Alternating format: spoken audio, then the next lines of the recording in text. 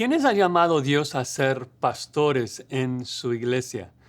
Cuando escuchas el testimonio de ciertos pastores, uno se imaginaría de que el llamado de Dios es algo muy místico, de que para llegar a ser pastor tú tienes que escuchar la voz de Dios tipo Saulo de Tarso que iba ruta a Damasco y luces y voces y bueno, yo sé que Dios me está llamando a ser pastor porque me lo dijo. Pero así funciona con todos, o sea, es lo que enseña la Escritura. Bueno, vamos a ver los requisitos de un pastor como Pablo los especifica en 1 Timoteo 3:1, en su debido contexto, contestando la pregunta, ¿quiénes ha llamado Dios a ser pastores? Eso es lo que dice. Palabra fiel, si alguno anhela obispado, buena obra desea, pero es necesario que el obispo sea irreprensible, marido de una sola mujer, sobrio, prudente, decoroso, hospedador, apto para enseñar, etc. Entonces veamos algunos puntos acá. Primero, tal vez nosotros que no estamos familiarizados con los términos, en el Nuevo Testamento la palabra obispo se usa de manera intercambiable con la palabra anciano y con la palabra pastor y con la palabra líder. Todos describen al mismo oficio. Y eso lo podemos observar en varios textos bíblicos. Por ejemplo, en 1 Pedro 5, Pablo dice de que los ancianos de la iglesia deben de pastorear la grey y cuidando de ella. Y esa palabra es obispo y esa palabra es pastor. También en Hechos 20, no lo vamos a ver, pero lo puedes buscar en Hechos 20, cuando Pablo llama a los ancianos de Éfeso, los llama obispos y dice que su trabajo es de pastorear.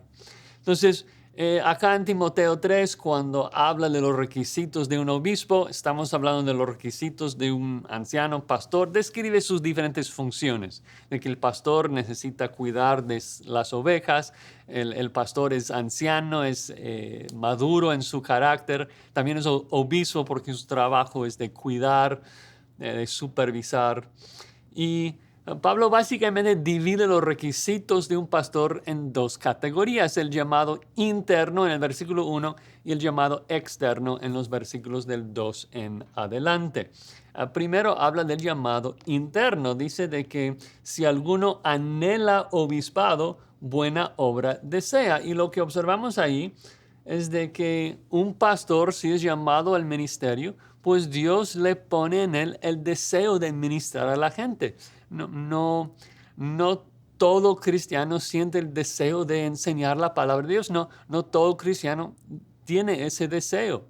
Dios es quien pone tanto el querer como el hacer. Y cuando Él llama al ministerio, pues Él le da a ese hombre el anhelo, el deseo de ministrar. Pero eso no es suficiente. No es de que yo quiero ser pastor, así que Dios me está llamando a ser pastor y punto. También hay unos requisitos externos, que llamamos el llamado externo, que no es algo que yo determino como pastor, es algo que se determinan los ancianos de la iglesia. Cuando Pablo está escribiendo a Timoteo, la idea es de que Timoteo iba a ver el carácter de esos hombres y asegurar de que eran hombres de Dios en términos morales, en términos de carácter.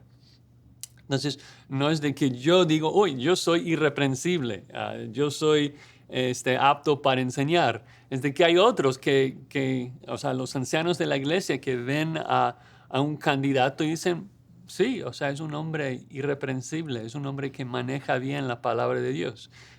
Y si él desea hacerlo, y los ancianos de la iglesia ven que está calificado para hacerlo, entonces así sabemos de que Dios lo está llamando. No hay algo más, no hay algo místico. Todo está acá. La persona desea ser pastor y los ancianos de la iglesia avalan su vida y su carácter como un hombre de Dios de acuerdo a esta descripción. Entonces, un par de minutos, no podemos ver todo, pero veamos los requisitos. Primer lugar dice que es necesario, o sea, un verbo muy, muy fuerte en griego, dei es la palabra, o sea, muchas veces se usa en conexión a la cruz, que la escritura tiene que cumplirse, es necesario. O sea, tiene que ser así. No son opcionales. No es de que un pastor puede calificarse con algunas de esas características y no de otras. No, o sea, tiene que ser todo esto. Un hombre irreprensible. Es decir, que no le pueden reprender en cuanto a no ser una de estas cosas. No es un hombre perfecto, pero cuando leemos, por ejemplo, marido de una sola mujer, es decir, que nadie puede acusarle del opuesto y hacerlo con éxito. Nadie puede decir, uy, ese hombre está en busca de otras mujeres, no ama solamente a su esposa. Bueno, a lo mejor le pueden acusar, pero la pregunta es si le pueden acusar con éxito, si se puede probar, ¿no? El pastor tiene que ser irreprensible, de que nadie puede acusarle con éxito.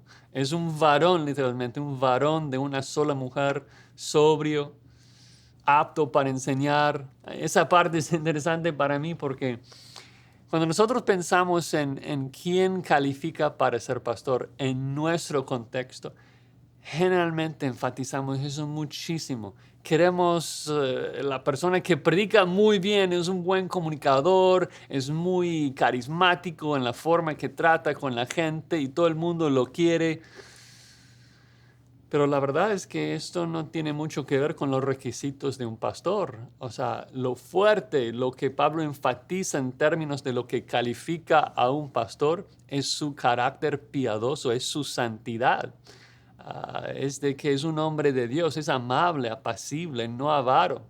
Gobierna bien su casa, sus hijos le sujetan a él. Entonces, dejemos de preocuparnos tanto en los dones de un hombre para ver si es llamado al ministerio y prestemos más atención a su santidad, porque esto es lo que realmente va a aportar y tener mucho impacto en la vida de la iglesia. Así que si tú estás pensando que Dios te está llamando al ministerio, concéntrate en eso, en buscar a Cristo, a buscar ser santificado a su imagen, porque eso es lo que hace que un pastor realmente sea uno que glorifica a Dios en su ministerio.